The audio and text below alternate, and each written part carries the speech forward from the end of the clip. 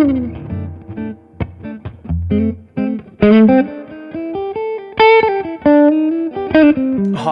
this is Adam Miller, and this is the story of my Nik Huber Redwood Rietbergen.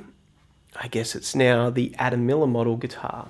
So I first became fascinated with Nik Huber's guitars, I'm going to say around 2007, when I saw one of his guitars in for review in a guitar magazine, and it was his Redwood model, which I just found fascinating with its blend of Telecaster and archtop guitars, which are, you know, the two guitars that have pretty much been the things that I gravitate towards my entire career of playing guitar. I just love the way they look. I love the way they feel. It was quite a few years later that I actually met Nik and finally got to play a couple of those guitars, and they blew me away. Nik and his team have all become, you know, great friends, and it's really special, I guess, to know the person that makes your instrument and know the things that sort of go into it. This guitar I got in 2016. I actually picked it up in Rodgau, Germany, where Nik's shop is, and I didn't take anything else on that tour because I was so confident in what Nik would make that I could turn up and play this guitar straight away and it would be perfect. So I'll take you through a bit of the specs of what makes this guitar, I guess, a little bit unique, and, you know, why I chose it. So it's based on Nik's Rietbergen model, which essentially is his dolphin shape, so sort of reminiscent of a Tele, but he enlarged it to the 335 dimensions in the lower bout to create, you know, this giant big guitar. On this one, the neck is mahogany, and the back, sides, and the center block are actually all one piece of mahogany. So it's routed out, machined out, and then carved out inside internally to create two big chambers, leaving the block of mahogany in the center. So that's pretty cool. It's just one giant piece there. The top on this guitar is redwood, old growth Californian redwood that Nik had had for quite some time. I'd asked for the plainest piece I possibly could that he had, and this is what he came up with. It's quite extraordinary. It's a little bit random. It's not as tightly flamed, and I guess that's sort of what I wanted, that it was going to be a little bit more, what am I going to say, under the radar, a little bit more vintage looking. I ended up asking him to just finish it in natural. Over time, the lacquer has actually sunk into it and the flame has become more intense and 3D. I can just, you know, move that there a bit. The top is quite thin and, you know, delivers quite an acoustic sound, actually. It's quite beautiful. And, you know, my history as an acoustic player as well means that I basically gravitate towards that straight away. Something that produces that beautiful resonant acoustic sound is definitely sort of what I need. The rosewood fretboard I went with just to soften the attack a little rather than the ebony that Nik usually uses. The Rietbergen has a wide nut. It's, now I can't remember the exact dimension, but it's slightly wider than 1 11/16 and not quite 1 3/4. So somewhere in the middle. So for the fingerstyle sort of stuff I do and things with multiple parts, it's perfect for that. The guitar is 25.5-inch scale length. So it is a Fender scale length. So, you know, the idea for me was to have a giant sort of Telecaster vibe. One of the unique features of my particular guitar is the single coil gold foil pickups. These ones were made by Lola. They're not humbuckers, which people often, you know, mistake them for. They are definitely a single coil. So, and they buzz when you're got it, but very quiet because they're all encased in metal. So the magnets in a gold foil pickup are ceramic rubberized magnets, sort of like the magnets you put on a fridge, and they're quite wide.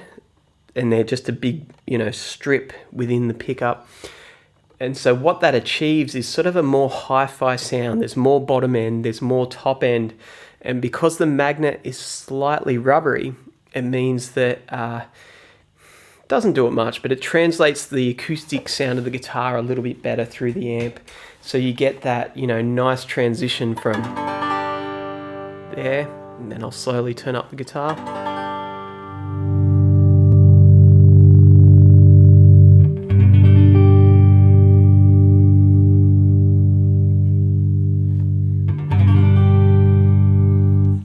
So it brings out a lot of the acoustic quality, which is pretty amazing. Here's some clean on the neck pickup.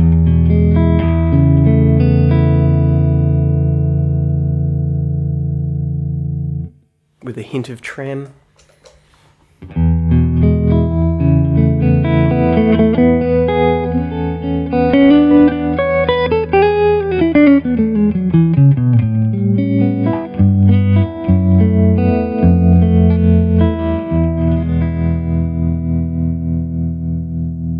I guess what's great about it is the attack really dictates how the guitar sounds. So, you know, if I hit it hard,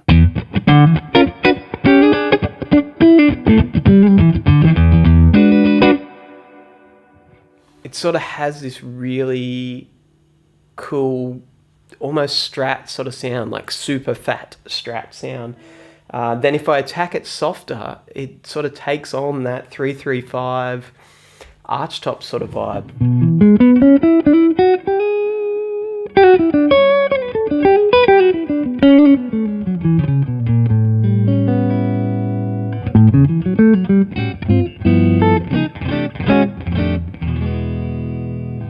So that's with nothing changed, just the way I attack it. So it's pretty cool. Middle position, sort of so.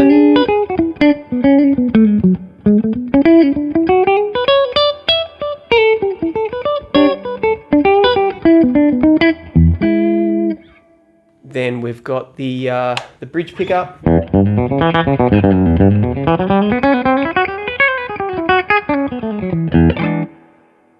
Almost has that Telecaster twang to it, which is awesome.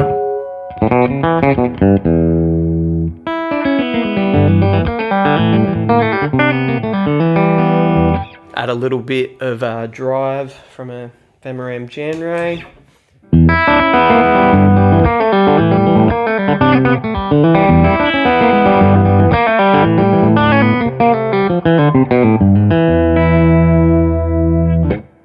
And then by the same token, hit the bridge pickup lightly with a bit of overdrive as well, and you kind of get those 335 sounds that amazing.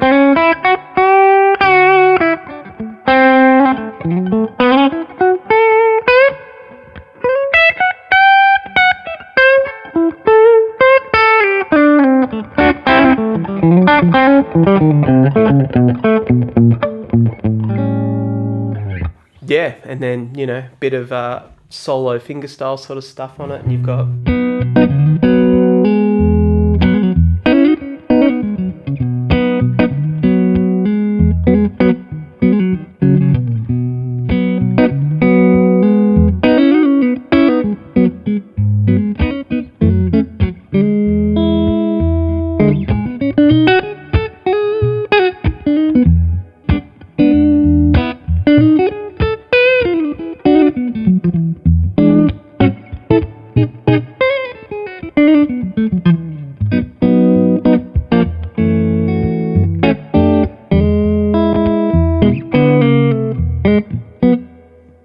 Yeah, through to, let's turn the reverb off on the two-rock for a second, you know, like almost, you sort of Gretsch almost sounds.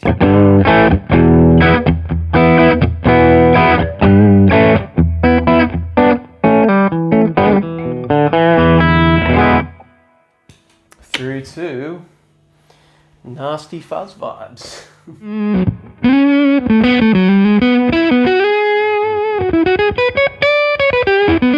Yeah, so this guitar has been a great friend and great companion traveling around the world the last few years, and I'm definitely grateful to Nik Huber and his team for creating such incredible instruments, and this particular one for me. So my name's Adam Miller, and thanks for having a listen to the story of my guitar.